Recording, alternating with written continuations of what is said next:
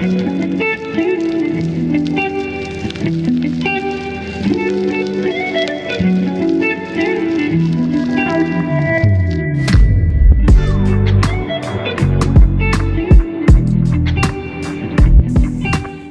know, with us being authentic Jehovah's Witnesses, it's been bothering my conscience, and I know you too.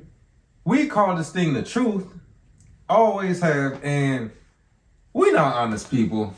No. We're not. You know, the things we say at the Kingdom Hall or amongst the brothers and sisters, we wouldn't actually say that at a person's door to their face. You know, that's offensive. We can't. It would bring reproach on Jehovah's name. Yeah, and you know, it would make them not want to join our cult. Because, I mean, it's what it is. You know, it's a cult. And me being the elder, I pocket some of the money sometimes. You know, but we just got to be honest. And we just want to do a segment called If Jehovah's Witnesses Told the Truth. And hopefully other brothers and sisters will start too. We'll tell people at the door what we really plan on doing. Oh gosh. You know, and we will show the articles on why we do these things. Okay. You know, because that's what the truth is about. That would make Jehovah happy if we were honest with people. Okay. Yep, and whoever joins is meant to join this cult. So let's just start from there. Let's start. Now, the first thing I think we really need to see if we're being honest about is, do we think that we're better than other people as Jehovah's Witnesses? Like people who are worldly.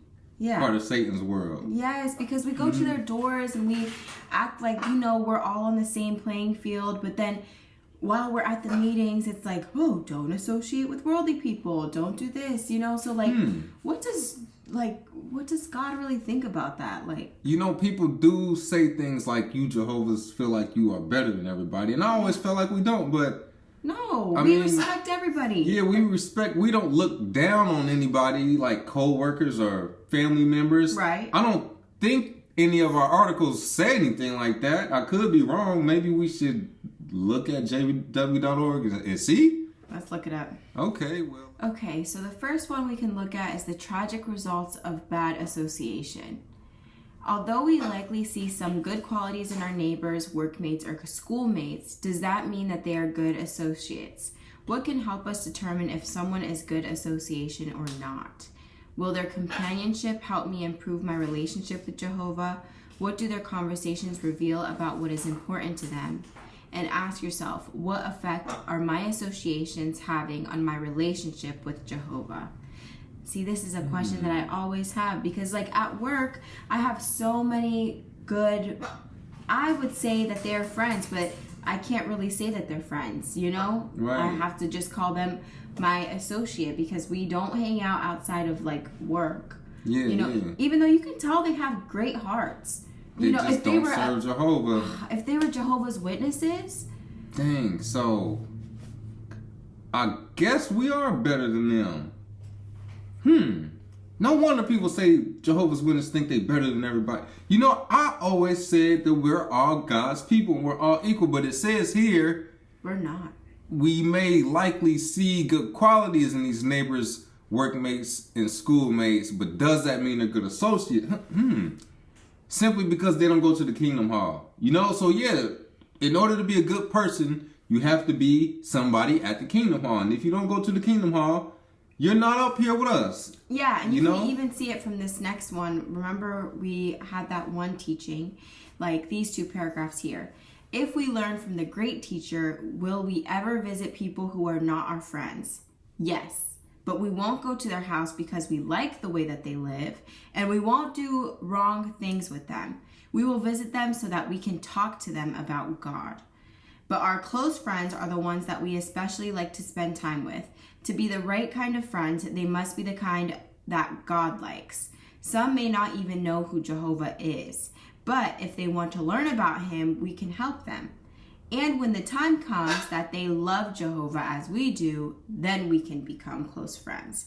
So we really can't become friends with people until they have that close relationship with Jehovah and love Jehovah like we do. Yeah, it doesn't even matter if you go to church. It doesn't matter if you're a good person. You could be a great couple with a great family and everybody gets along, and they're law-abiding citizens, and they help neighbors out and cut the old man's yard. It doesn't matter because you are not as good as we are. Yeah, and No. our God. They're not serving our God. That's the difference, Yeah. you know? Like, all of these other gods are worldly gods. But if they're not serving Jehovah God and know him by name, because everybody has a name. Yep. We all have a name. Why wouldn't our supreme leader in God have a name? Yeah, so that's disrespectful. You're not worthy of God.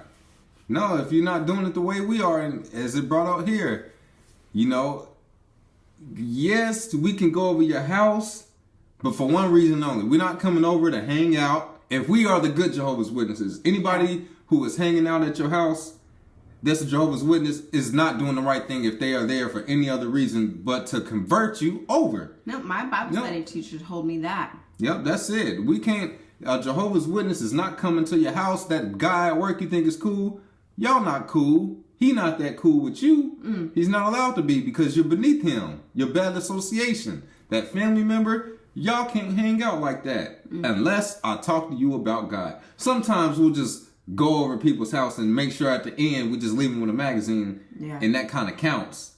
You know, as, you know, yeah, I went over to visit you, but for my own conscience to feel good, right? So I don't feel guilty due to what the paragraph says. As long as I leave you with a magazine, it's okay for me to stop by. Yeah, and it says that we'll go over there to speak with them about God, not to do wrong things with them. So that's another part. Even if they have like their house decorated for holidays and things, that's obviously very worldly. So True. We can't just be a part of all of that and be associating with that, because we don't do those kinds of things. Nope. So I guess that answers our questions. Do we think we're better than people?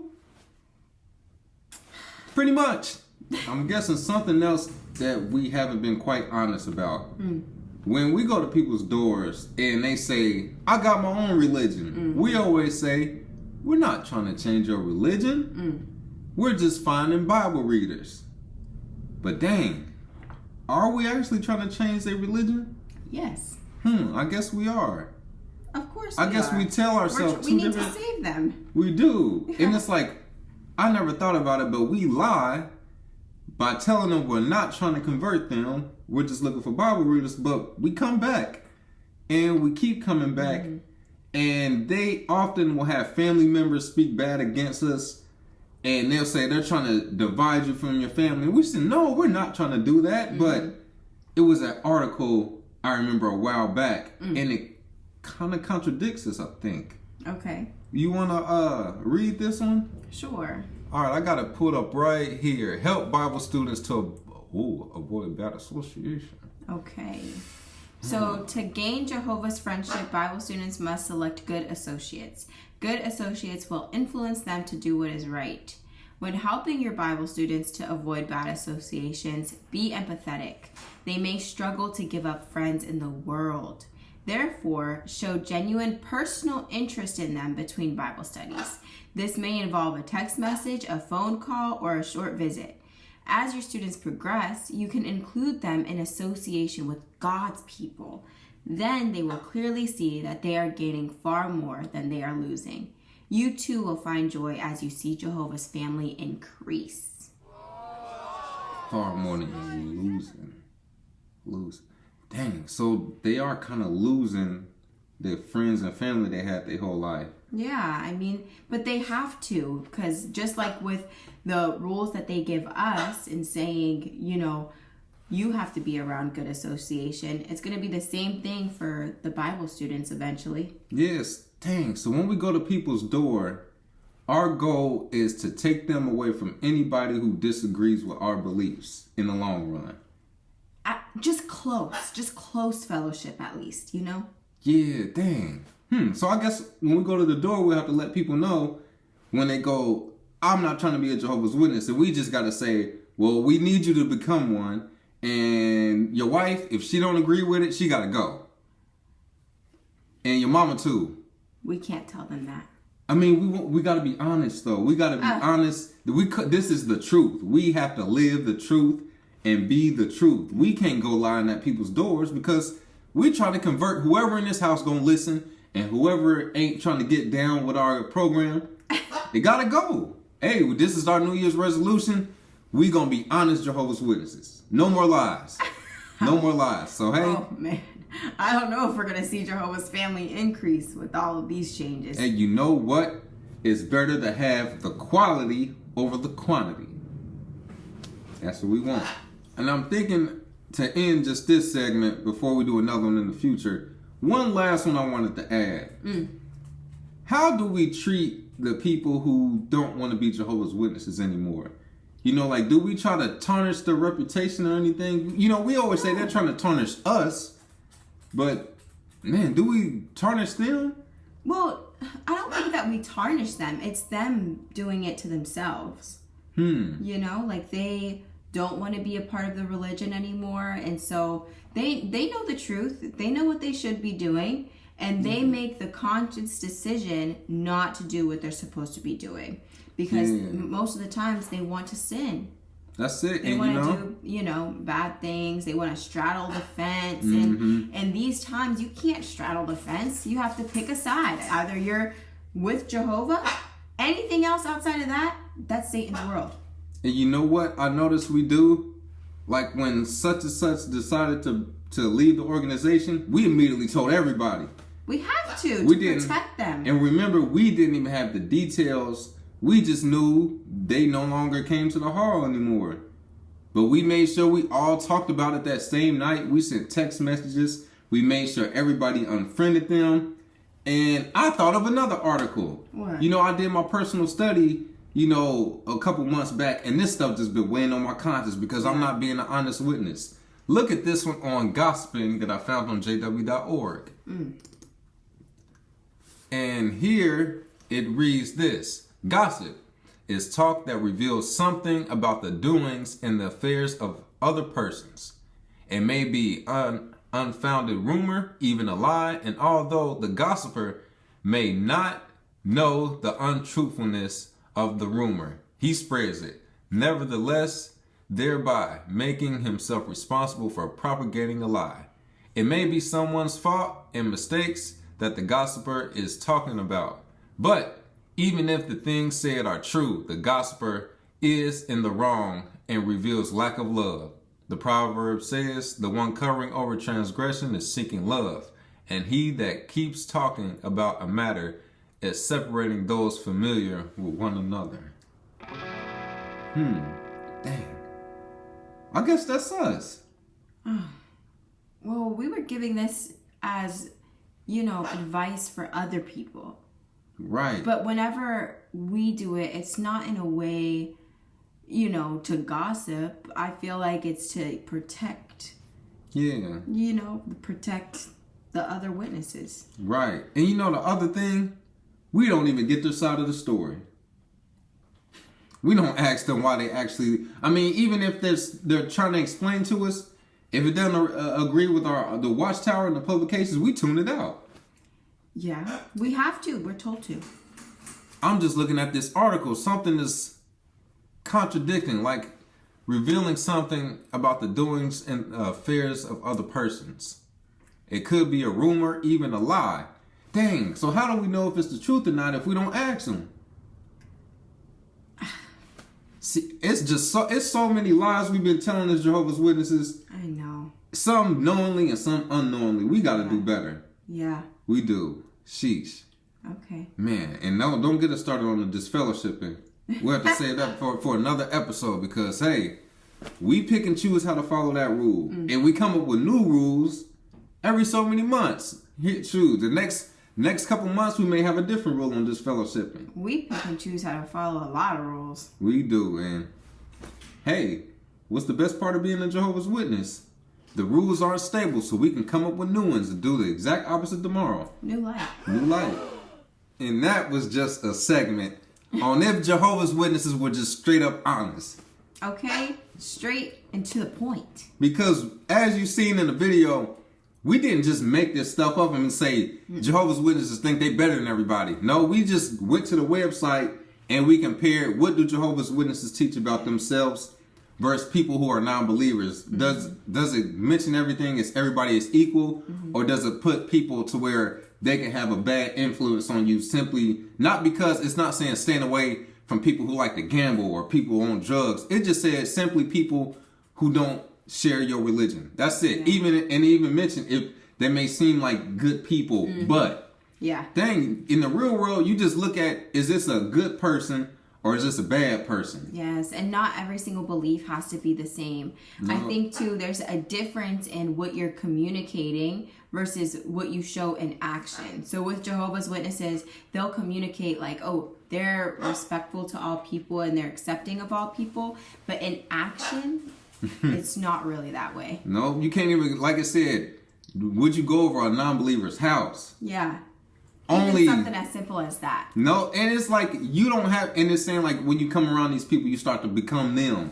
You can go over a person's house who has a completely different religion, and y'all don't have to talk about religion at all. It could be a mutual, I like my religion, Yeah. and you like your religion. I don't plan on leaving mine, you don't plan on leaving yours. Right. Let's watch the game. We both love football. Okay. We can do that. We both like, you know, to barbecue. Yep. Come over, let's barbecue. Let's if we like drinks, we can have drinks. Have your family come over, we could play cards. Yeah. We can watch this football game. Because that's what you're gonna be doing at your house, and that's what I'm gonna be doing at my house. We could do that together and go our separate ways, and we don't have to talk about religion. That's how real life works. Another part that I thought was messed up was the part where it was talking about your Bible study and like having to empathize with them because it may take them a while to stop association with their like old associates. This could be people that is insane. Like these could be people who have had friendships for 20, 30 plus years and you're supposed to cut ties with that person to where the only time you can talk to them is if you're talking to them about God. That is not cool. Like you are breaking family bonds and friendships. Bonds, yeah. Even like a marriage is perfectly fine. Yeah. Until this religion comes in and one person gets convinced that their spouse is not a good person or not a worthy candidate to God. Yeah. Or just simply not going to make it to the new system. No. Look what that does. Like now you are convincing, especially if they got kids, to break up a whole family over a religion. Yeah. No, that's not cool at all. But this is the beliefs that Jehovah's Witnesses, some knowingly push and some don't even realize they're doing it. It's the power of being inside a cult. You are not thinking with your full mind. Somebody is thinking for you. Yes, it's not conscious awareness of what's going on around you. Like even the decisions that you're making, it's like so in your subconscious but constantly eating away at you. Like even whenever you're having a normal discussion with somebody, you're like, oh, I kind of want to be that person's friend, but in the back of your mind, I remember this, in the back of your mind you're thinking, oh, they should be a Jehovah's Witness. Thank goodness I'm still friends with one of my friends from high school, but I tried that on her too. Like tried to give her a whole Bible study and everything because I wanted her to be a Jehovah's Witness so that we could be like the deepest of friends, you know, but we're still friends to this day. Thank goodness. Because that stuff doesn't matter at the end of the day. No, it doesn't. No. It does not. No, but let us know some topics that we should cover because it's just like, this is our first parody. This is like a segment and there's going to be more to come. But we would love some of the ideas y'all got on lies that witnesses tell and they may not even realize they lying about it. Yeah. Yep. So let us know what y'all think in the comments. Hit us on our Instagram at Awaken Truths IG. We got the skits and more content coming on TikTok. That's at Awaken Truths LLC. And we have our healing journals. We have both the normal version and the Pimo version. And that's about it. Catch us in our next video. Don't forget to like, comment, and subscribe. Peace. Peace.